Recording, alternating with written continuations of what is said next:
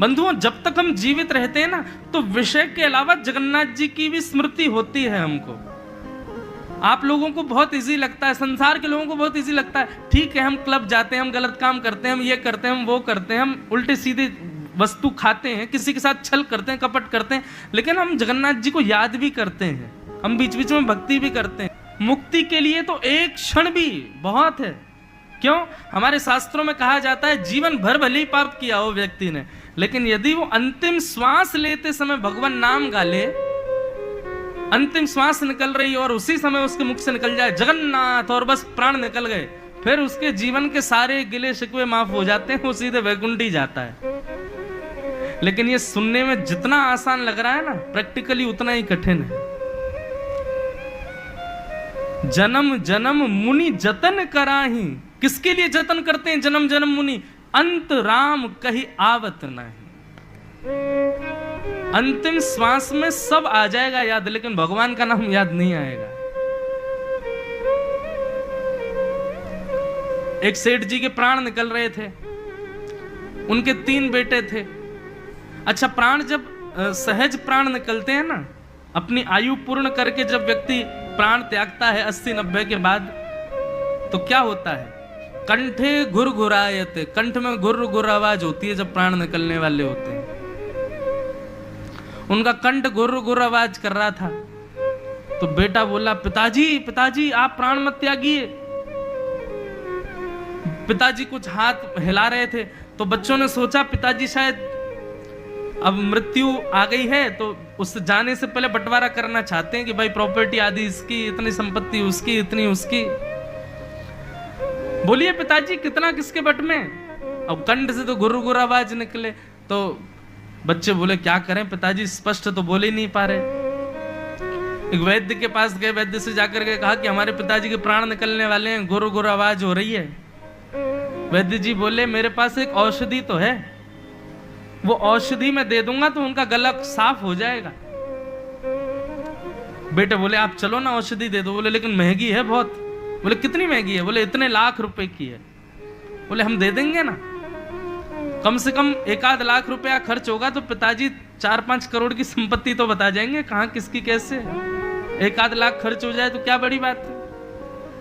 दे दिए वैद्य को। वैद्य आए, वैद्य ने आकर के चटनी बनाई, बढ़िया एक रसायन बनाया, और जैसी सेठ जी के मुख में डाला, भीतर जाती गला साफ हो गया। सेठ जी बोले बड़ा वाला बेटा कहाँ है मेरा? पिताजी यहीं खड़ा हूं मैं, आप बताओ। बीच वाला कहाँ है? बोले मैं भी यहीं हूं। छोटा कहाँ है? बोले मैं भी यहीं हूं। तुम्हारी पत्नियां कहाँ हैं? बोले वो भी यहीं खड़ी हैं, आप तो बस बता के जाओ किसका कितना कैसे। बोले अरे मैं तो बस इतना कहना चाहता हूं, वो भैंस का जो पड्डा है ना, वो झाड़ू खा रहा है, तुम एक झाड़ू नहीं संभाल पा रहे हो, संपत्ति क्या संभालोगे। और झाड़ू पड्डा झाड़ू पड्डा झाड़ू पड्डा बोलते बोलते प्राण निकल गए। और ये बात जितनी आसान, जितनी हंसी की, जितनी हास्यपद लग रही है ना, उतनी ही सत्य है। व्यक्ति का जब अंतिम क्षण आता है वो विवेक शून्य हो जाता है, और उस समय वो चाह करके भी जगन्नाथ जी को बोल नहीं पाएगा, नाम याद कर नहीं पाएगा। सोचो, लाखों रुपए का रसायन लेकर के भी थोड़े क्षण के लिए गला साफ हुआ, भगवान नाम गा लिया होता तो कृपा हो जाती, लेकिन नहीं, विषय ही याद आता है। बंधुओं, जब तक हम जीवित रहते हैं ना, तो विषय के अलावा जगन्नाथ जी की भी स्मृति होती है हमको। आप लोगों को बहुत इजी लगता है, संसार के लोगों को बहुत इजी लगता है, ठीक है हम क्लब जाते हैं, हम गलत काम करते हैं, हम ये करते हैं, हम वो करते हैं, हम उल्टे सीधे वस्तु खाते हैं, किसी के साथ छल करते हैं, कपट करते हैं, लेकिन हम जगन्नाथ जी को याद भी करते हैं, हम बीच बीच में भक्ति भी करते हैं। परंतु जब अंतिम क्षण आएगा ना, तो जितने विषय भोगे हैं वही याद आएंगे, जगन्नाथ जी याद नहीं आएंगे। ये अंतिम समय की ये नीति है, ये रीति है।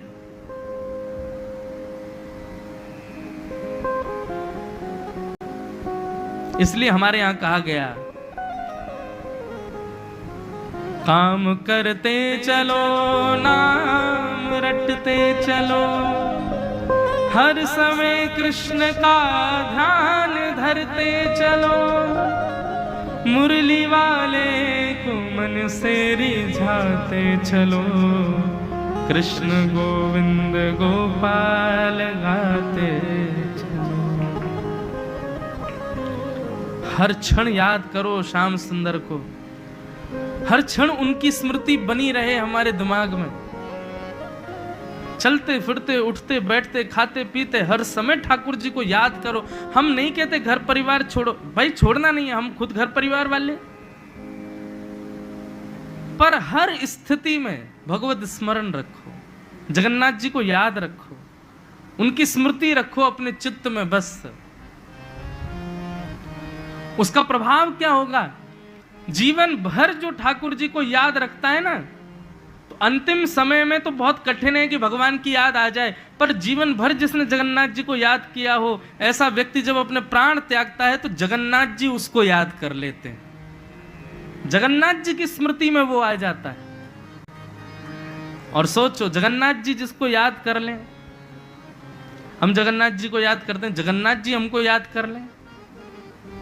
हम प्रधानमंत्री से मिलने जा रहे हैं और एक बात है, प्रधानमंत्री हमसे मिलने आ रहा है, दोनों में कितनी बड़ी अंतर है। जगन्नाथ जी की स्मृति में हमारा नाम आ जाए, हम उनकी स्मृति में पहुंच जाएं, उसी के लिए तो भक्ति है। लाखों लोग जाते हैं लेकिन जगन्नाथ जी साल्वेग को याद करते हैं। हजारों लोग श्रीनाथ जी का दर्शन करते हैं लेकिन श्रीनाथ जी सूरदास, कुंभनदास, कृष्णदास इनको याद करते हैं।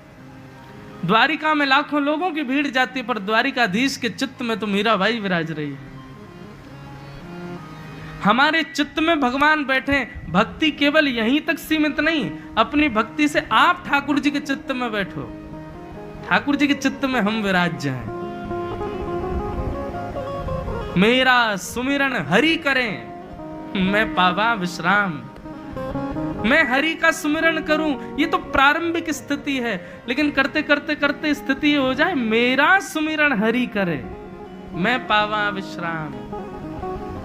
और वो कब संभव है? जब जीवन पर्यंत और खास करके बाल्यावस्था से भगवत स्मृति की हो।